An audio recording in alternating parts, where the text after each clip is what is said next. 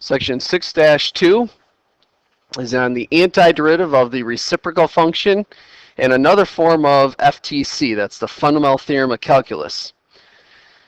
The objective of this section is to find out how to differentiate a function defined as a definite integral with a variable as the upper limit. So we're talking about a definite integral, the definite integral from a to b of some function, where the b part of that is some variable. So let's take a look at an example, at least to start off with here. Here's an example of a function defined as a definite integral. F of x is equal to the definite integral from 1 to x of sine of t dt. And it says to find f prime of x.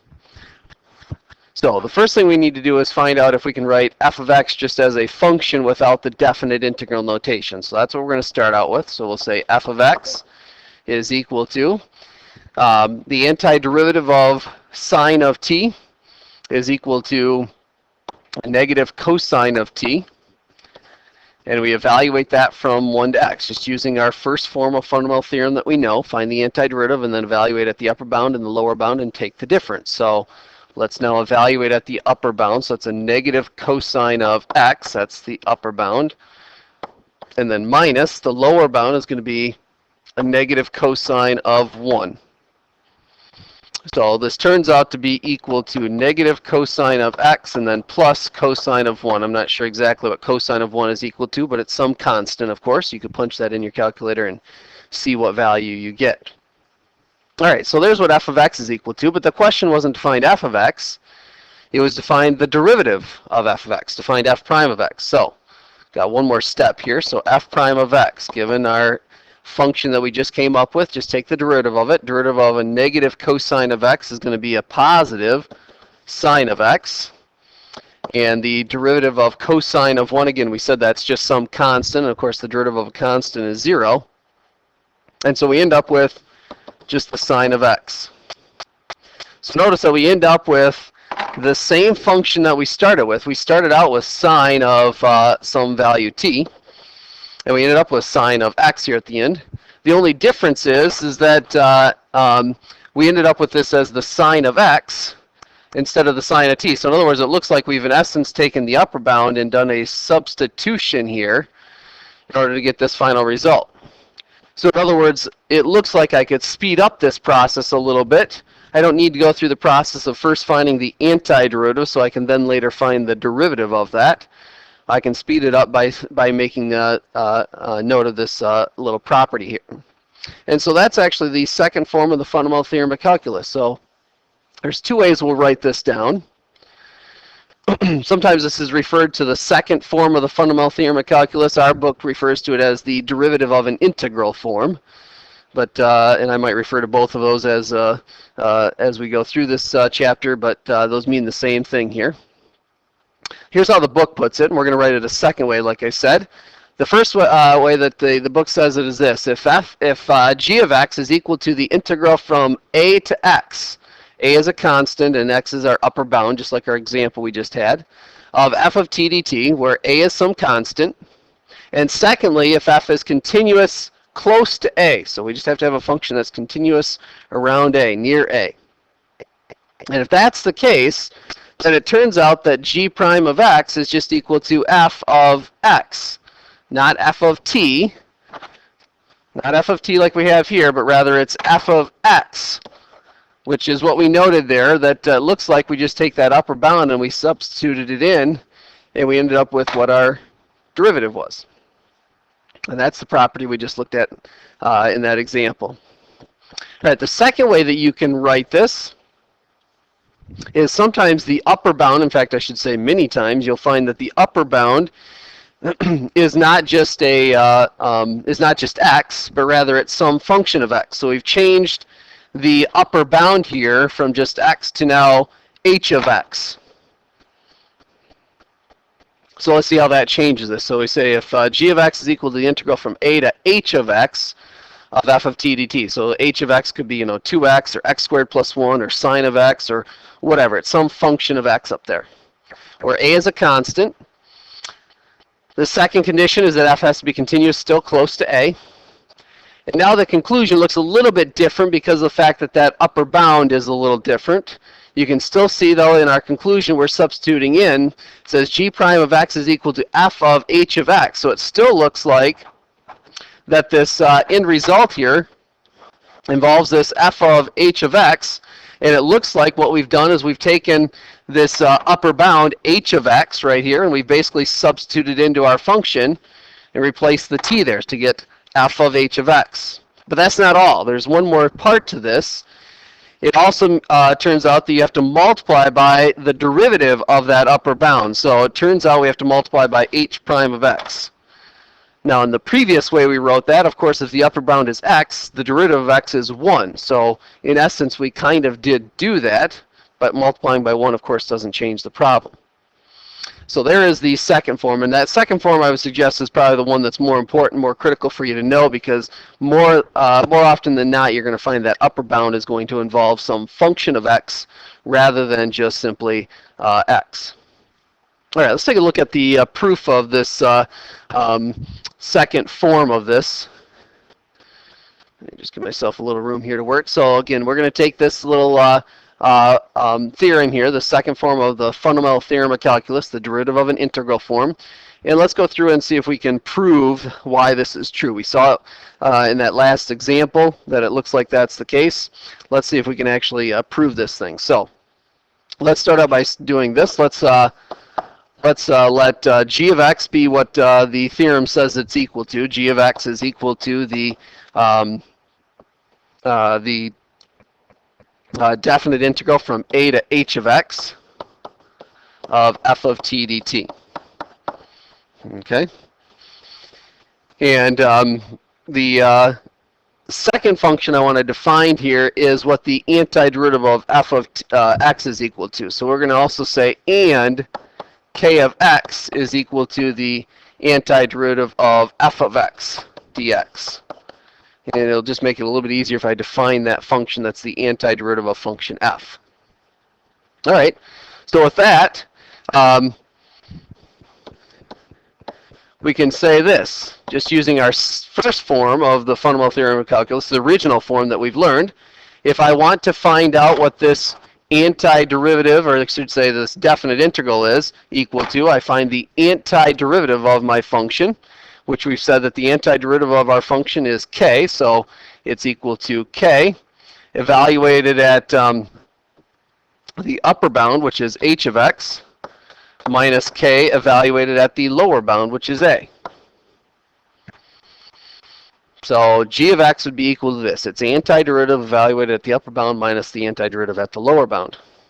And then we can find now what g prime is equal to. That's what the conclusion about is on this theorem, what g prime of x is equal to. So let's see if we can find g prime of x. G prime of x, well, the first thing you have here is a composite function. And so follow the rule for the derivative of a composite function. Derivative of k of h of x is going to be the derivative of the outside function, and then substitute in the inside function, and then multiply by the derivative of the inside function, which that looks a lot like the conclusion that we're looking for. And then minus, now k of a, k is some function, and when I plug a constant a into it, I'm going to get some constant out. So k of a is a constant, and of course the derivative of a constant is 0. Just like in our problem that we just worked out there where we had the cosine of 1 at the end, that was just a constant, so its derivative was 0.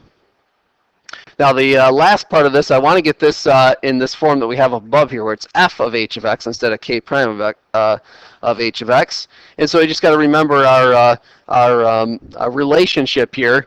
If we've said that k of x is equal to the antiderivative of f of x, then by our definition of our antiderivative, our indefinite integral, that means that k prime of x, the derivative of k, is equal to f of x. So k prime of x and f of x are the same function. In fact, that's how we check to see if we have an antiderivative that we think is correct. If we're claiming that k of x is an antiderivative of f, then the way you check your answer is you take the derivative of k and see if you get the function you started out with, f. So we can replace k of x here, or k prime I should say, k prime of x, with f of x. So let's do that here in this last step. So k prime gets replaced with f of h of x times h prime of x, and we'll leave the 0 off, and there we go. There's exactly what we wanted to prove. All right. Let's see if we can use this then. We're going to jump ahead a few examples here. We'll come back and get the other examples as we go. But take a look at example 7 there on page 275. They give us a function defined as a definite integral. F of x is equal to the integral from 2 to 5x of the secant of t dt. Now again, you could go through a process similar to what we saw in that very first example, where we found the antiderivative of that sine function, and then evaluated at the upper and lower bound, took the difference, and then followed that up by finding the derivative. But what we found is this second form of the fundamental theorem of calculus, derivative of an integral form, gives us a shortcut for evaluating this. I don't need to go through and find an antiderivative and then turn around and find the derivative of that. Those two end up undoing each other. And so therefore, f prime of x by the second form of our fundamental theorem of calculus says it's going to be this function, the secant function right here, evaluated at the upper bound. In other words, we take this upper bound and we replace t's, all the t's that you have in there. If you had more than one t, you'd replace all of them with that upper bound. It's the function f evaluated at the upper bound, which we called h of x in our little proof. And then we multiply by the derivative of the upper bound, which is 5. You can see here is a good example where the upper bound is not just x, it's 5x. It's a function of x. And so this turns out to be 5 secant of 5x is the derivative of function f here. Now it turns out with this problem, we have not even covered how to find the antiderivative of secant of t. So you have no other method but to use this to find the solution for what f prime of x is equal to. Unlike our first example where we had the sine function, we knew how to find the antiderivative of sine. Okay, so this works even if I don't know the antiderivative of this function here, I can still find out its derivative. I don't have to go through that process of finding an antiderivative first and then follow it up with the derivative. We can just use this little technique. All right, so that's the definite, or the second form there of the fundamental theorem of calculus. That's the derivative of an integral form. All right, here's a new definition for us. And this is the definition of the ln of x function. And we're going to see that eventually in this chapter that there are some similarities between this function here we're going to define as ln of x and the function that we know pretty well now as the natural log function.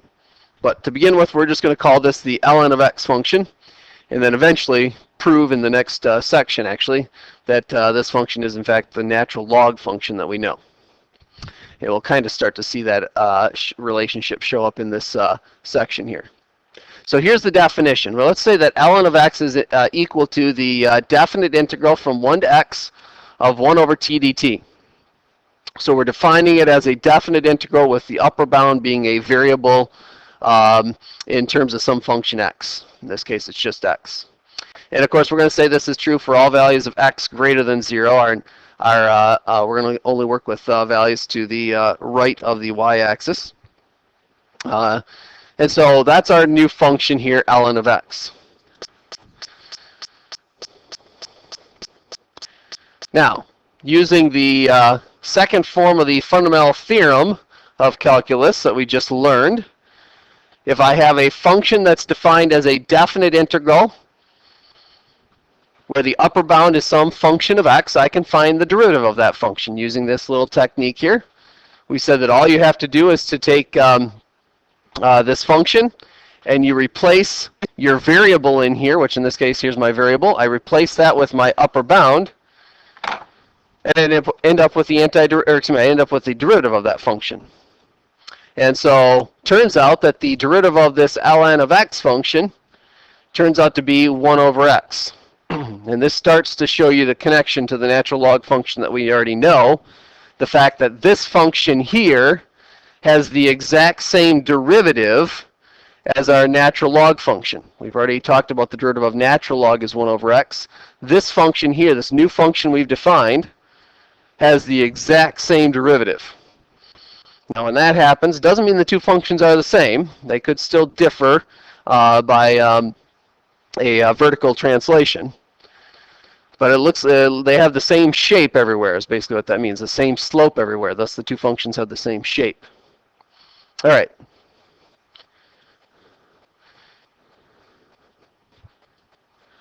Let's take a look at an example now and use this property here. It's actually going to be kind of a review for us because you know the natural log function, but we're going to use this little property really that we know this new ln of x function. So if y is equal to the ln of 7x to the fifth, find dy dx. So we'll say y is equal to the ln of 7x to the fifth. And we want to find out dy dx, the derivative of this. I'll go ahead and write it in that notation. I like doing that from time to time just so you get used to seeing y prime versus dy dx. Those mean the same thing for us.